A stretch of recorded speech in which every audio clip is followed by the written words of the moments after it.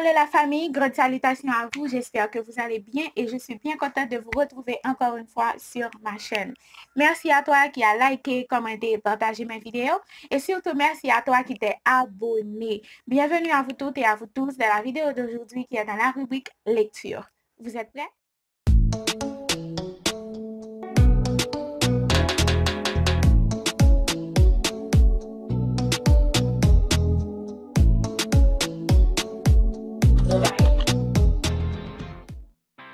Comme d'habitude, je vais vous dire dans quel contexte j'ai fait cette lecture. Ensuite, je vous présenterai l'auteur et pour finir, je ferai un résumé du texte. Ma partie préférée qui est la lecture d'un extrait, je le fais spécifiquement sur Instagram, en tout cas durant le confinement. Et je vous invite à y jeter un œil, Mika BBF. Durant le confinement, j'ai été contrainte de sortir avec ma mère pour faire des achats, des produits de première nécessité, quoi. Et puis, je suis tombée sur un bouquiniste. Je me suis donc procuré de 10 nouveaux titres, dont Bâton à message de Joséphine Bacon. Et généralement, quand je suis dans cette situation, je lis la 4e de couverture du livre ou bien je me réfère à certains noms d'auteurs que j'ai l'habitude d'entendre dans des activités littéraires auxquelles je participe. Et ce fut le cas pour le livre que je vais vous présenter dans un instant. Joséphine Bacon est née en 1947. Elle est Innu. Les Innus sont des personnes qui forment un peuple autochtone qui vivent à l'est du Québec au Canada. Et puis, ils identifient leur territoire sous le nom de Nitassinan et leur langue c'est le Innu-Aimun. Donc, Joséphine Bacon est poète, réalisatrice, traductrice, parolière et enseignante. Elle a publié en 2009 Bâton à message, en 2013 Un thé dans la toundra, en 2011 elle a publié avec José Aclin Nous sommes tous des sauvages et en 2018 elle a publié Quelque part.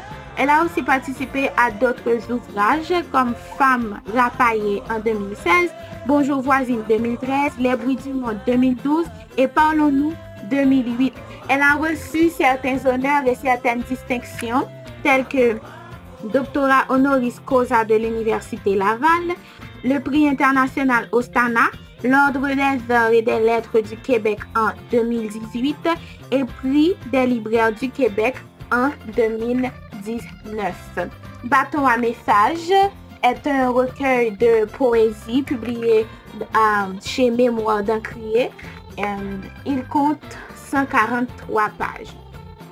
Selon ma compréhension du texte, et c'est le cri d'une personne, je dis une personne parce que le personnage prend parfois le visage d'une femme, d'autres fois celui d'un homme. Donc c'est une personne qui réclame son origine et qui veut l'assumer. C'est un guerrier qui se bat pour protéger sa terre natale et c'est aussi un descendant qui reconnaît et qui accepte ses ancêtres, mais qui veut aussi que les autres les reconnaissent. C'est un texte que j'ai apprécié et je l'ai même aimé pour la seule et bonne raison que je me suis identifiée au texte par rapport à l'histoire de mon propre pays.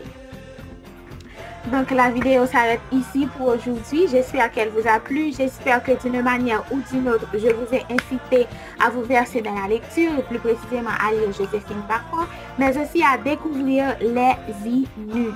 N'hésitez pas à liker la vidéo, à partager et à commenter et surtout à vous abonner. Ciao!